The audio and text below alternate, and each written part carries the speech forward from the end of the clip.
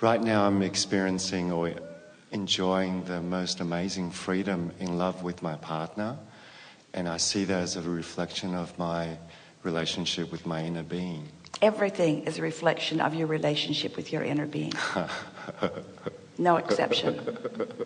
And if you tend to that relationship first, every other relationship with every person, place, or thing will be good.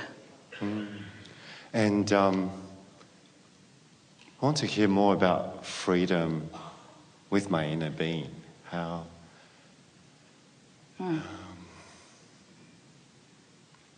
Well, you see, your inner being is the first front of actualized expansion as a result of you.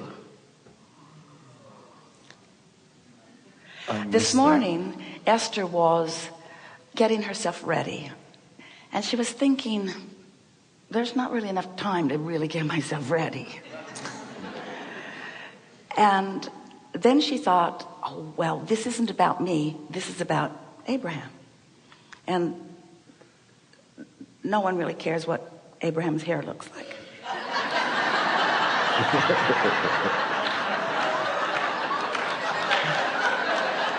They'll just be brilliant and no one will notice. And we said to Esther, you are the manifested version of Abraham. In other words, she is the actualization of that which is Abraham. And so your question leads into that nicely. In other words, who is your inner being? Well, your inner being is expanding as a result of that which you are about.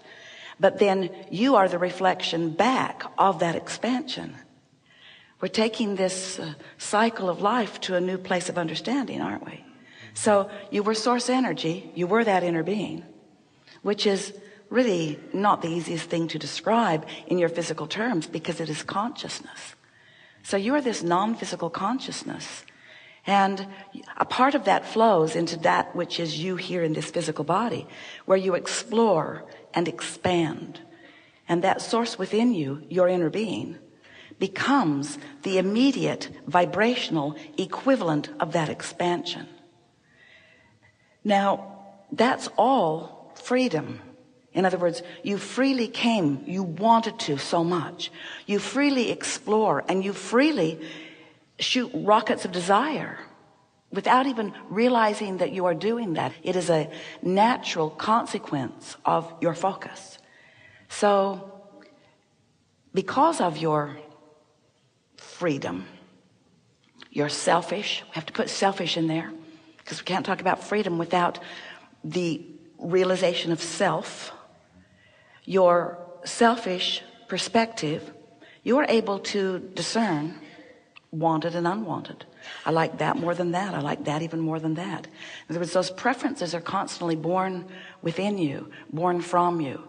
And as those rockets of desire or those preferences move into that vibrational vortex that we've been talking about, your inner being becomes that expanded version of you, freely and joyously and appreciatively.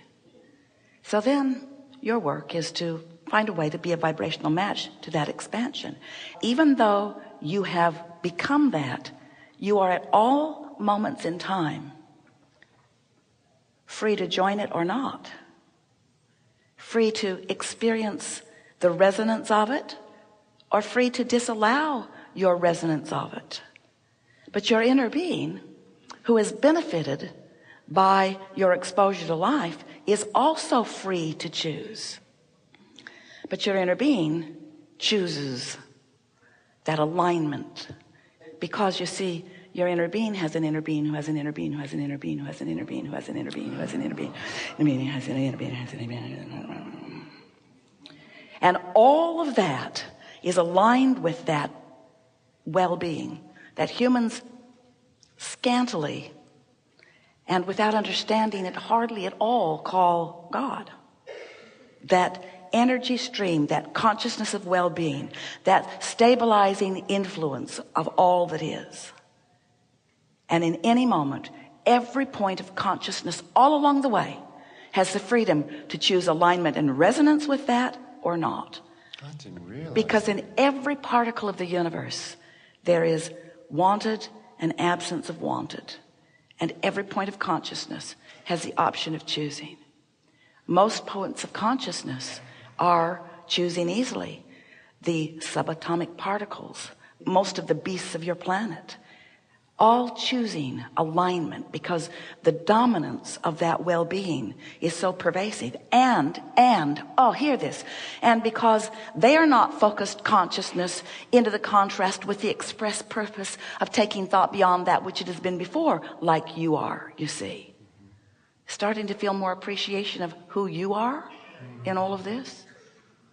We're talking about the evolution of all species, but we're talking about the absolute freedom to be. But we cannot speak of freedom without putting enormous emphasis upon the overriding, underlying, empowering, pervasive, all-inclusive vibration of well-being, which you have the freedom to choose in this moment or not. So you kind of get how when you choose not to allow it, it feels so off. It's a big stream. It's a big stream that will dominate and will prevail regardless of what any of you do anytime, which is our way of saying you can't get it wrong. People talk often of, oh, well, we're just going to mess this planet up. We're going to get so out of focus and so out of balance, and we're going to do so many of the wrong things, which is a person's way of saying you're not doing what I want you to do. That's usually what they mean. Oh, you're destroying the planet. If you would behave more like me, it wouldn't be destroyed. And we say, it's not being destroyed. It's being rediscovered. It's being re-perpetuated. It's being re-energized. It's being refocused. There aren't enough of you here in your disconnection to destroy this planet. It's in the state of becoming. It's in an utter state of well-being. But you have the freedom to know that or not. You have the freedom to choose the thought that wrenches your gut and makes you worried and makes you misbehave. Or you have the freedom to accept the well-being and look for evidence of it and tune yourself to the frequency of that. That point of my inner being having the choice, never heard before. It really hit me in my heart when you said it. Yeah. Do they really? So no, your inner being is the exception to the basis of freedom. But you were saying... Everyone in the universe is free except your inner being. But my inner being also has the freedom to choose away from what I would prefer. How dare they? But you see, your inner being in its alignment will never choose away from what you really want. It might choose, and often does, choose differently than what you're vibrationally choosing. But that's why you have the benefit of that guidance, you see. And we think you're brilliant to intertwine the subject of this with freedom. Because you're wondering, just how free am I? Yes. If I don't choose what my inner being chooses, then what will happen? If you don't choose in any moment what your inner being chooses, what happens? I don't feel good. Does your inner being cave in and come with you? Esther thinks we should. Or does your inner being just stand its well-being ground, leaving you the freedom to join or not? You see, beaming the signal, shining the light, being the well-being, the inner well-being, the inner being well-being, that you have the option of joining or not, joining or not, joining or not. Really good conversation. Haven't had this one before.